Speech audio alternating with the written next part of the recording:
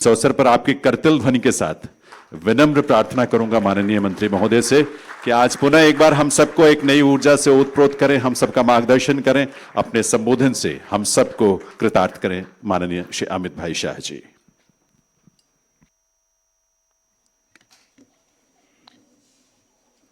आज के इस कार्यक्रम में मेरे साथ मंच पर उपस्थित नैपकप के अध्यक्ष श्रीमान ज्योतिन्द्र मेहता जी, उपाध्यक्ष श्री विद्याधर अनस्कर जी, सरस्वत बैंक के चेयरमैन श्री गौतम ठाकुर जी, सहकारिता मंत्रालय में मेरे साथी सहकारिता सचिव श्री ज्ञानेश कुमार जी और देश भर से लगभग 15 राज्यों से आए हुए अलग अलग अर्बन बैंक कोऑपरेटिव के प्रतिनिधिगण, आप सभी को मिलकर सच अर्थ में बहुत हर्ष और आनंद की अनुभूति होती है।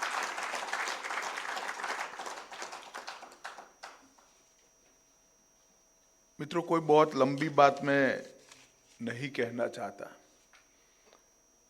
परंतु एक बात सुनिश्चित रूप से कहना चाहता हूं कि हम कोऑपरेटिव को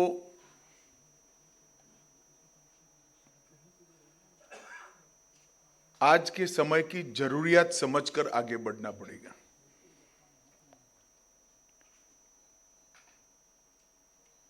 श्री डी कृष्णा ने कहा कि 2015 से ये मंत्रालय बनाना चाहिए था। प्रयास तो 2015 से ही कर रहे थे, परंतु ब्यूरोक्रेसी में एक बहुत बड़ा तबका था जो मानता था कि कोऑपरेटिव सेक्टर अब इरिलेवेंट हो गया है। लिबरल इकोनॉमी पॉलिसी के बाद इस सेक्टर का महत्व भारत के ग्रोथ में कितना हो सकता है, इसके बारे में सभी का असेसमेंट अलग प्रकार था। मैं ऐसा नहीं कहना चाहता कि जिन लोगों का असेसमेंट ऐसा था वो बायस थे हमारे प्रति। कुछ स्थितियां भी ऐसी निर्माण हुई थी और बाकी सेक्टर का ग्रोथ इतना बड़ा हो गया था कि सबको लगता था कि इस सेक्टर से क्या हासिल होगा, मगर फिर भी कुछ लोग लगे रहे और अंततोगत्वा देश के प्रधानमंत्री नरेंद्र मोदी जी ने निर्णय लिया कि सहकारिता मंत्रालय की स्थापना की जाए। मैं इसके लिए काफी समय से एक सहकारी के कार्यकर्ता के रूप में प्रयासरत था, मगर मुझे मालूम नहीं था कि मंत्रालय मुझे ही पकड़ा दिया जाएगा। खैर, मेरे लिए भी सौभाग्य की बात है कि इस देश के सहकारिता क्षेत्र के पुनर्जागरण में प्रधानमंत्री जी ने एक रोल मेरा भी निश्चित कर दिया है और मेरा पूरा विश्वास है और मैं विजुलाइज कर रहा हूं, जो लोग न कर पाए वो न कर पाए, कि आने वाला समय कोऑपरेटिव सेक्टर का है और ये आज के देश की नींव है। किसी भी देश का आर्थिक विकास केवल आंकड़ों से और ग्राफ से नहीं देखा जा सकता। किसी भी देश का आर्थिक विकास जीडीपी के ग्रोथ से नहीं देखा जा सकता। किसी भी देश का आर्थिक विकास सिर्फ प्रति व्यक्ति आय कितनी बढ़ी इसके आधार पर आकलन नहीं किया जा सकता। जो लोग ये करते हैं या तो उनकी जनसंख्या बहुत छोटी है या तो अर्थतंत्र का उनका कंसेप्ट गलत दिशा का है। अर्थतंत्र के भारतीय कंसेप्ट में 2 पैरामीटर्स हैं। अर्थतंत्र में विकास होना ही चाहिए, जीडीपी बढ़ना ही चाहिए, प्रति व्यक्ति आय भी बढ़नी चाहिए, और जितने आधुनिक अर्थतंत्र के पैरामीटर्स में जीडीपी के सेक्टर बनाए, सभी सेक्टर में ग्रोथ होना चाहिए। परंतु साथ साथ ये प्रति व्यक्ति आय जो है, इसकी बढ़ोतरी सभी व्यक्ति की होनी चाहिए, सभी नागरिक की होनी चाहिए। और इस चीज पर पश्चिम के देशों का ध्यान इसलिए नहीं जाता कि इनकी आबादी कम है। उन्होंने अपने देश की रिक्वायरमेंट के हिसाब से अर्थतंत्र के पैरामीटर सेट किए हैं। हमारा देश वो अर्थतंत्र के पैरामीटर के आधार पर नहीं चल सकता। 2014 में 130 करोड़ की आबादी के इस देश में 60 करोड़ लोग ऐसे थे जिनके पास पूरे परिवार में भी एक भी बैंक अकाउंट नहीं था। वो अर्थतंत्र से जुड़े ही नहीं थे, उनका हमारे अर्थतंत्र से जुड़ाव ही नहीं था। मुझे वर्ल्ड बैंक के किसी एक बड़े नीति निर्धारण करने वाले व्यक्ति से मिलना हुआ।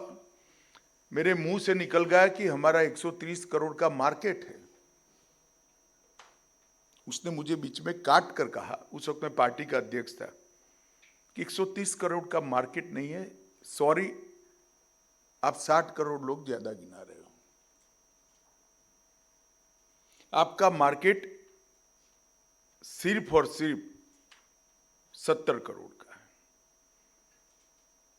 तो मैंने उनको कहा, मैं समझ नहीं पा रहा आपकी बात, कि 60 करोड़ लोग ऐसे हैं जिनके पास परचेज पावर ही नहीं है। कैसे उसको आप 130 करोड़ का मार्केट मान सकते हो? उनके पास बैंक अकाउंट ही नहीं है। और उनकी बात सही थी।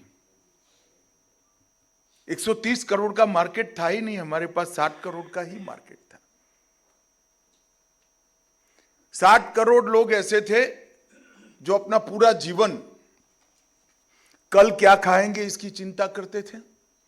घर में एक बीमारी आ जाए तो इससे कैसे निजात पाएंगे उसकी चिंता करते थे। ज्यादा से ज्यादा अच्छी स्थिति, अच्छा भाग्य है तो मेरा एक घर मेरे मरने के पहले हो जाए तो बच्चों को देकर जाऊं, इसकी चिंता करते थे।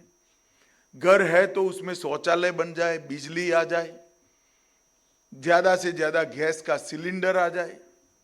इससे ज्यादा महत्वाकांक्षा ये 60 करोड़ लोगों की नहीं थी। मैं समझ रहा हूं ये वेदना हम में से किसी ने जीवन में सहन नहीं करी है, परंतु हमारी जिम्मेदारी है इस देश के 130 करोड़ लोगों के साथ जीना है। इनकी वेदना को समझना पड़ेगा। और ये 9 साल के अंदर नरेंद्र मोदी जी ने इस 60 करोड़ लोगों को बैंक अकाउंट भी दे दिया, घर भी दे दिया, टॉयलेट भी दे दिया, गैस का सिलेंडर भी दे दिया, बिजली भी पहुंचा दी, घर में शुद्ध पीने का पानी भी पहुंचा दिया, 5 किलो प्रति व्यक्ति अनाज फ्री ऑफ कॉस्ट दे दिया, और 5 लाख तक का पूरा स्वास्थ्य का सुविधा भी इसको दे दिया। अब इतना बड़ा झटका ये 60 करोड़ लोगों के घर में, जीवन में आ गया कि हम करेंगे क्या? कल तक जिस चीज के लिए वो संघर्ष कर रहे थे, वो पूरी चीज एक 9 साल में ही किसी व्यक्ति ने, किसी सरकार ने समाप्त कर दी। उसके पास तो उद्यम करने का कोई कारण ही नहीं बचा। हर व्यक्ति को 5 किलो अनाज मिल गया तो खाने का प्रॉब्लम सॉल्व हो गया। 5 लाख तक का इंश्योरेंस आ गया तो हेल्थ का प्रॉब्लम सॉल्व हो गया। गैस आ गया, टॉयलेट आ गया, बिजली आ गई, सारी चीजें अचानक ही समाप्त हो गई। अब उसको देश के अर्थतंत्र को कंट्रीब्यूट करना है। वो अपने आप में ज्यादा संपन्न बनना चाहता है। वो चाहता कि उसके घर में भी एक पुराना सा तो पुराना एक अच्छा टीवी हो, माँ बाप बूढ़े हो तो कूलर आ जाए, मेरे बच्चे भी अच्छी पढ़ाई लिखाई कर दे, इंजीनियर, डॉक्टर, कलेक्टर, डीडीओ बने। ये भावना ये 60 करोड़ लोगों के मन में जागी है। वो देश के अर्थतंत्र के विकास को कंट्रीब्यूट करना चाहते हैं, अपना योगदान देना चाहते हैं, परंतु उसके पास पूंजी नहीं है, पूंजी ही नहीं है उसके पास। अब पूंजी के बगैर वो क्या करे?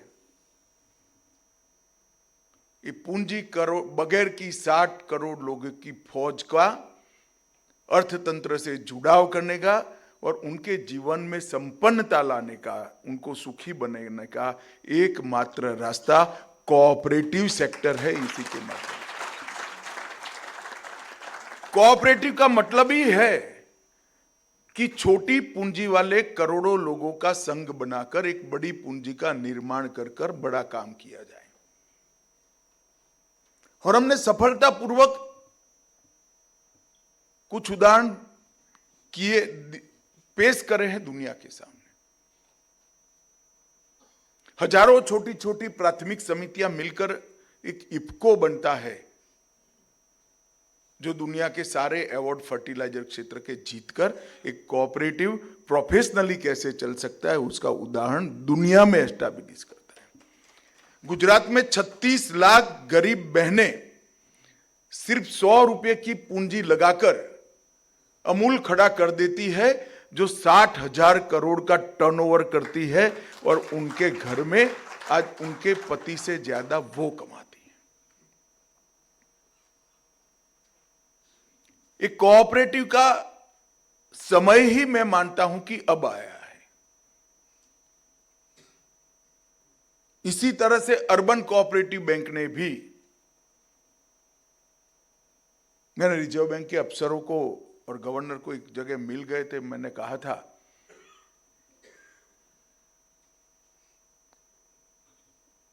कि आप अर्बन कोऑपरेटिव बैंक को बैंक शब्द क्रेडिबिलिटी के लिए दीजिए, ये नॉन बैंकिंग फाइनेंस कंपनी मानकर ट्रीट करिए। जब तक ये परिवर्तन नहीं करेंगे, हर टाउन में एक अर्बन कोऑपरेटिव बैंक का कंसेप्ट हम लॉन्च नहीं कर पाएंगे। कोऑपरेटिव सेक्टर को आगे बढ़ाने के लिए हमने भी सहकारिता की भावना को अपनाना पड़ेगा, स्वीकारना पड़ेगा, उसको खुद ने इंप्लीमेंट भी करना पड़ेगा। ये ज्योतिन मामा बार बार कह रहे हैं कि भाई कंट्रीब्यूशन दीजिए, कंट्रीब्यूशन दीजिए।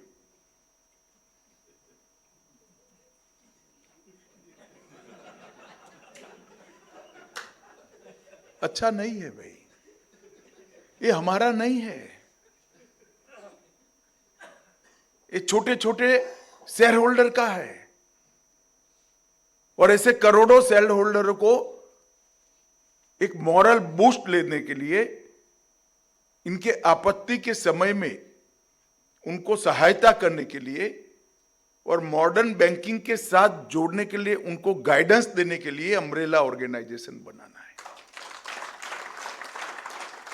अगर इसमें हमारा कंट्रीब्यूशन कम है तो फिर हम कोऑपरेटिव नहीं है, कोऑपरेटिव के चोले के तले एक प्राइवेट बैंक चला रहे हैं। और मैं चाहता हूं यह अधिकार किसी को नहीं है, किसी ने नहीं करना चाहिए।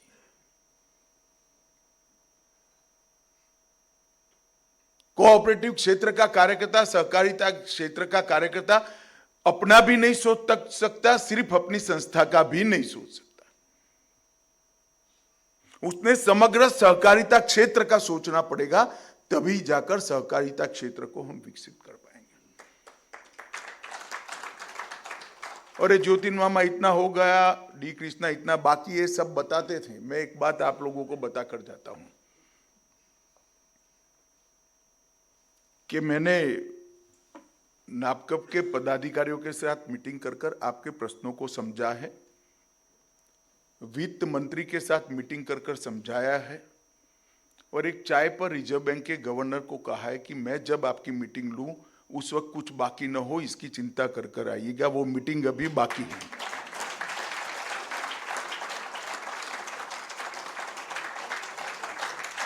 वो मीटिंग अभी हुई नहीं। और मैं सच अर्थ में चाहता हूं इस मीटिंग में नैपकप के पदाधिकारी आकर आरबीआई गवर्नर साहब को शाल पहनाए और बड़ा कुछ बाकी नहीं है ऐसा सर्टिफिकेट दे।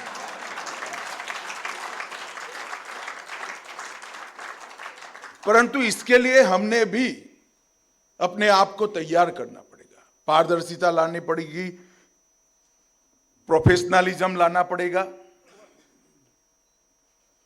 श्री कृष्णा कहते थे कि ये दो धारी तलवार है बीआर एक्ट। मैं बड़ी स्पष्टता से आपको कहना चाहता हूं, बीआर एक्ट ही हमें बचा सकता है। आप मेरी बात मानकर चलिएगा, आज आपको अच्छा नहीं लगेगा। ये क्विनाइन की गोली जैसा है। बच्चे को जब मलेरिया होता है क्विनाइन की गोली देते हैं तो डॉक्टर उसको यमदूत जैसा लगता है, मगर 5 दिन के बाद जब खेलने लगता है, स्वस्थ हो जाता है, तो उसको मालूम पड़ता है वो कटु दवा ने ही हमें जिंदा रखा है। बीआर एक्ट को अदरवाइज मत लीजिए। मैं गुजरात सरकार में मंत्री था, तब अशोक नारायण करके मेरे सचिव थे, बहुत कटुता के साथ मेरे साथ आए कि साहब ये सीएजी वाले बहुत परेशान कर रहे हैं। मैंने उनको कहा था कि सीएजी को कभी परेशानी का सबब नहीं मानना चाहिए। सीएजी सरकार को शुद्ध रूप से चलाने का, अच्छे से चलाने का एक यंत्र हो सकता है, इसका उपयोग उसी दृष्टि से करना चाहिए। इसी तरह से बीआर एक्ट समय के साथ हमें बदलाव करना है, प्रोफेशनलिज्म लाना है, फाइनेंशियल पैरामीटर को मिटविट करना है, इसके लिए बहुत जरूरी है। वो करे बगैर हम स्पर्धा के अंदर नहीं टिक सकते। हमें हमारे अधिकारों को कोई छीन न ले, वो बात ठीक है। हमारे सम्मान के साथ कोई दुर्व्यवहार न करे, वो ठीक है, मगर कृपा से कुछ प्राप्त नहीं कर सकते। ये जमाना कृपा का नहीं है। हमने भी अपने आप को एज अ सेक्टर तैयार करना पड़ेगा, as a sector at par ले जाना पड़ेगा अपने आप को।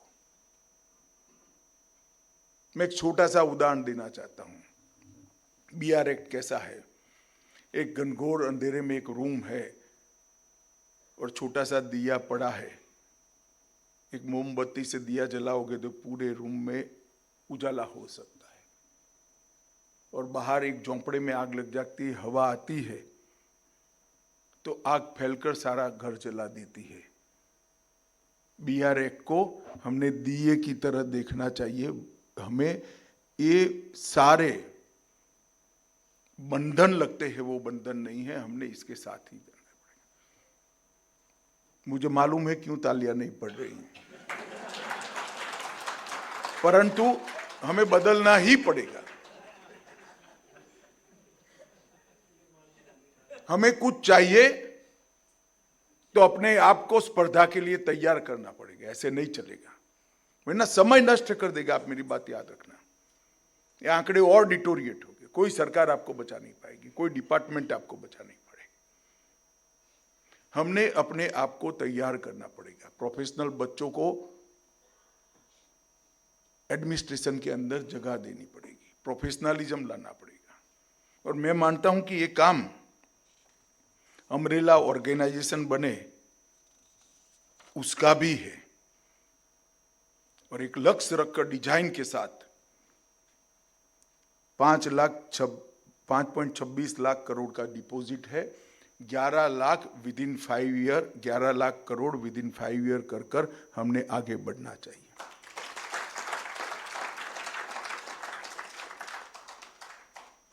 अब आपको ब्रांच बढ़ाने की भी बहुत तो नहीं हुआ है, मगर काफी कुछ रिलैक्सेशन हुआ है, एक रास्ता तो खुला है। परंतु हमारे सेक्टर ने हमारे सेक्टर के अनुरूप बिजनेस बढ़ाने के तरीके ढूंढने पड़ेंगे।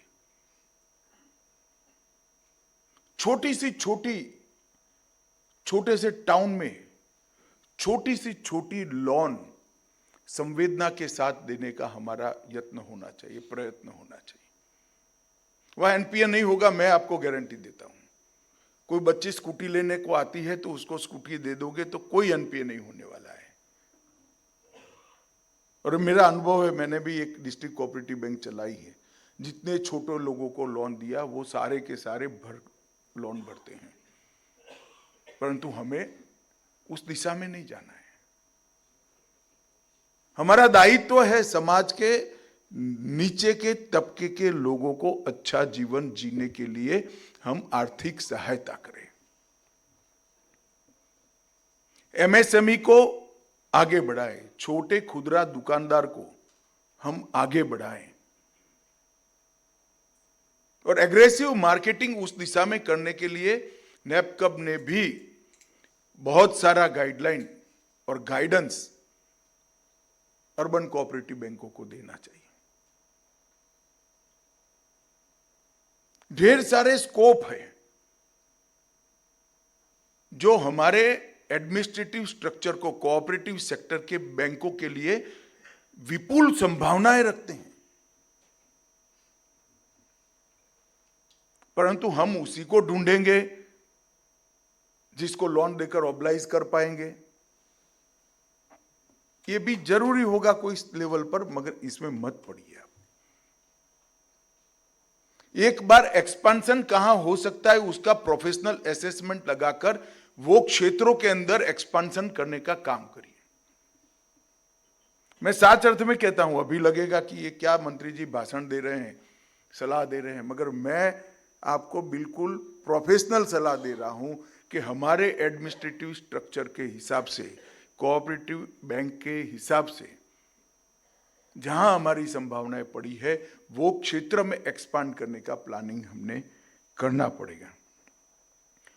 अब व्यक्तिगत ऋण आवास को भी हाउसिंग के डबल कर दिया गया है, गोल्ड लोन को भी डबल कर दिया गया है, डोर स्टेप बैंकिंग की सुविधाओं को भी अब परमिशन दे दी गई है। आप वन टाइम सेटलमेंट भी कर सकते हैं। सारे बैलेंस शीट हमारे अब बहुत अच्छे हो सकते हैं। आरबीआई में भी सुनवाई के लिए एक नोडल ऑफिसर की अपॉइंटमेंट हो गई है और आने वाले दिनों में ही एक फुल टाइम डायरेक्टर इसके लिए आरबीआई नियुक्त करने की सोच भी है, जो बोर्ड में हमारा प्रतिनिधित्व करेगा। अभी भी सतीश मराठे है ही है, मगर जैसे पब्लिक अंडरटेकिंग बैंक से एक डायरेक्टर होता है, उसी तरह से कोऑपरेटिव बैंक से एक डायरेक्टर अपॉइंट करने की व्यवस्था है।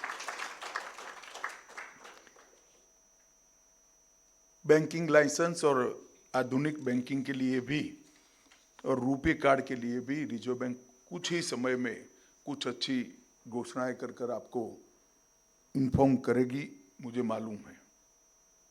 कुछ ही समय में घोषणाएं करेगी, परंतु खुले हुए दरवाजे का उपयोग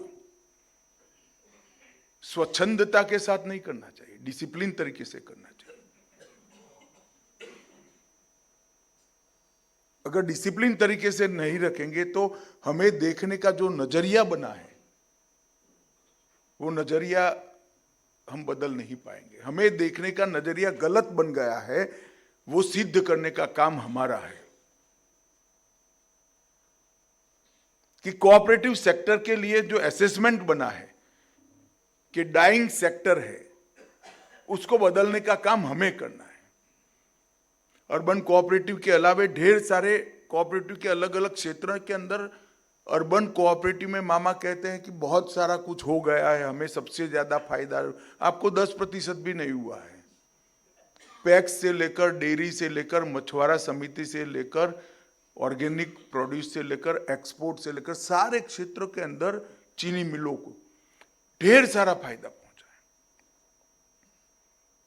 और मैं फिर से एक बार कहता हूं, विपुल संभावनाएं, आप कल्पना नहीं कर सकते इतनी संभावनाएं अर्बन बैंकिंग के क्षेत्र के अंदर भी पड़ी है। एक भी टाउन ऐसा नहीं होना चाहिए जहां टाउन की खुद की अर्बन कोऑपरेटिव बैंक न हो, ये लक्ष्य लेकर चलना चाहिए। और आप चिंता मत करिए, अफसरों का स्वभाव होता है समय के साथ चलने का। समय हमें खड़ा करना पड़ता है, समय हमें बदलना पड़ता है। वो तुरंत मैच हो जाते हैं, तभी तो मुगलों के समय से अब तक चल रहे हैं, और होना भी चाहिए।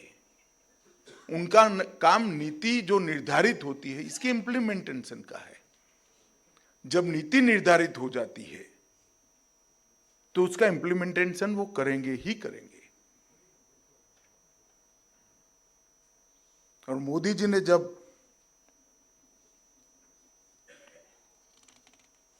सहकारिता मंत्रालय बनाने का काम किया है तो आप ये समझ कर चलिए कि आने वाले 10 साल में सहकारिता आंदोलन विगत 125 साल में सबसे ऊंचाई पर होगा हर सेक्टर में। और इसकी नींव डालने का काम हो गया है। मित्रों, ढेर सारे काम हैं जिसमें हाउसिंग सोसाइटियों के बैंक अकाउंट खोलने से लेकर कई प्रकार के समाधान नैपकब ने ढूंढकर बैंकों को देना चाहिए। अगर आपका अम्ब्रेला ऑर्गेनाइजेशन आप लोग कंट्रीब्यूट कर जल्दी चालू कर देते हो तो एक राष्ट्रीय स्तर की क्लियरिंग की व्यवस्था भी सिर्फ कोऑपरेटिव की स्वतंत्र रूप से बन सकती है।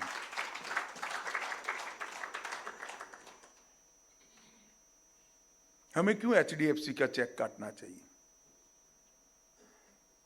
क्यों आईसीआईसीआई बैंक का चेक काटना चाहिए? सहकारी क्षेत्र के बीच में सहकार जब तक खड़ा नहीं होता है हम सहकारी आंदोलन को मजबूत नहीं कर सकते। हम ही भरोसा नहीं करेंगे तो दूसरे क्यों करेंगे? हमें आगे बढ़ना पड़ेगा। मैं आपको एक उदाहरण देता हूं।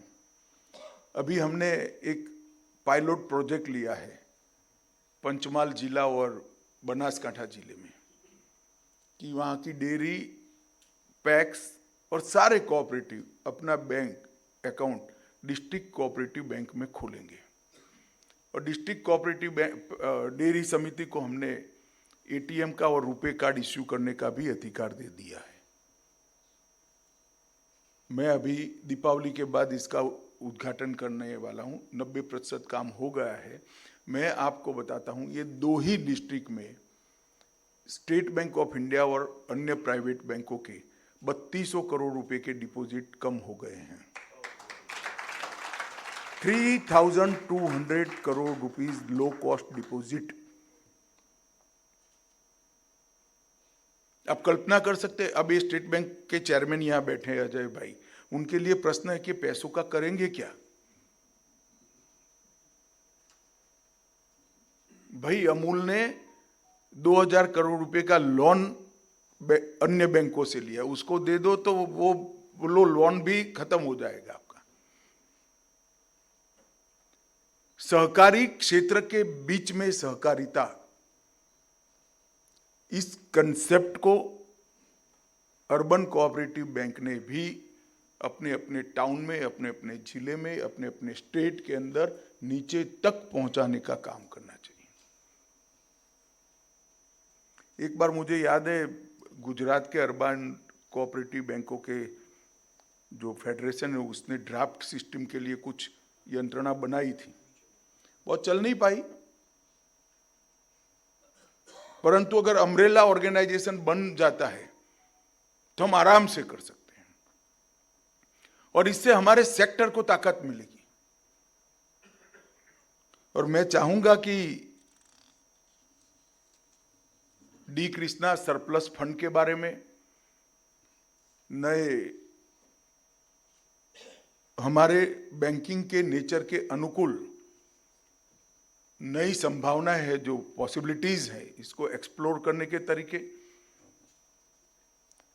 हमारे बिजनेस एक्सपांशन के बैलेंस तरीके, जिसमें छोटे से छोटा व्यक्ति भी हो, एमएसएमई भी हो, कुछ बड़े लोन भी हो जो बड़े बैंक है उसको, मगर उसके बैलेंस तरीके, आरबीआई जो गाइडलाइन करेगी, परंतु नाफकेब एक मॉरल गाइडलाइन बनाकर जरूर भेज सकता है और इससे छोटे बैंकों को काफी मदद होगी। और एक बार वन टाउन वन यूबीसी इस कंसेप्ट को भले 5 साल बाद पूरा हो, परंतु इस पर काम करने के लिए भी कुछ युवा अफसरों को, युवा कोऑपरेटिव के कार्यकर्ताओं को लगाना चाहिए। एक छोटा सा टाउन होता है, इसकी इकोनॉमी में कितनी पॉसिबिलिटी पड़ी है, वहाँ बैंक बनने के नज़दीक कौन सी कोऑपरेटिव सोसाइटी है, ये सारा सर्वे कर कर आगे बढ़ना चाहिए। मैं मानता हूँ कि वन टाउन वन यूबीसी अगर बन जाता है तो इस देश के सहकारिता अर्बन कोऑपरेटिव बैंक के क्षेत्र के अंदर बहुत बड़ा परिवर्तन आएगा। रिजर्व बैंक से कुछ समस्या है, बीआर एक्ट में कुछ समस्या है, समस्या को देखकर बैठिए मत, समय सारी समस्याओं का समाधान लाएगा। हम अपने आप को तैयार करें, हम अपने आप को आने वाले समय के अनुरूप बनाएं। वो अगर करते हैं तो हमें बहुत फायदा होगा। ट्रांसपेरेंट रिक्रूटमेंट, मैनेजमेंट में युवाओं की भागीदारी, ट्रांसपेरेंट इलेक्शन सिस्टम और प्रोफेशनल्स की अपॉइंटमेंट, ये हमारे प्रति विश्वास को बढ़ा सकती है। और फिर मैं कहता हूं, ये भी एक क्विनाइन की गोली है, इससे भागना नहीं चाहिए, हमने करना चाहिए इसको। सरकार ने 5 लाख तक का सारा डिपॉजिट अब इंश्योर कर दिया है। इसका सबसे बड़ा फायदा अगर किसी को हो सकता है तो छोटे अर्बन कोऑपरेटिव बैंक्स को हो सकता है। सहकारिता मंत्रालय ने ढेर सारे इनिशिएटिव लिए हैं, अलग अलग क्षेत्र के हैं, मैं कहना नहीं चाहता, परंतु मैं इतना जरूर कहना चाहता हूं कि आने वाले दिनों में भारत सरकार भी कुछ बड़े फैसले लेगी जिससे अर्बन कोऑपरेटिव बैंक के बिजनेस को बढ़ाने के अंदर कम से कम 10% का इजाफा सरकारी फैसलों से होगा। सारस्वत जैसे बड़े बैंक का बिजनेस 10% नहीं बढ़ सकता, मगर जो 1 ब्रांच, 2 ब्रांच, 3 ब्रांच के बैंक हैं, इसका बिजनेस 10% से ज़्यादा बढ़ेगा, ऐसा मुझे विश्वास है। मित्रों, आज आपने मुझे बुलाया, मेरा सम्मान किया और जिन लोगों ने इस क्षेत्र में अच्छा काम किया है उनका भी सम्मान करने का मुझे मौका दिया, इसलिए मैं फेडरेशन का हृदय से धन्यवाद करता हूं। और एक विश्वास लेकर जाइएगा, आपके साथ कोई अन्याय नहीं कर सकता, परंतु हमने भी अपने आप को तैयार करना चाहिए, इसकी भी तैयारी रखनी चाहिए। आप सभी का बहुत बहुत धन्यवाद। कभी भी कोई भी दिक्कत हो, फेडरेशन के माध्यम से सहकारिता मंत्रालय में आप कभी भी भेज सकते हैं। इस पर बरोबर प्रॉम्प्टली हम काम भी करेंगे, वो सहायता करने का प्रयास भी करेंगे। बहुत बहुत धन्यवाद।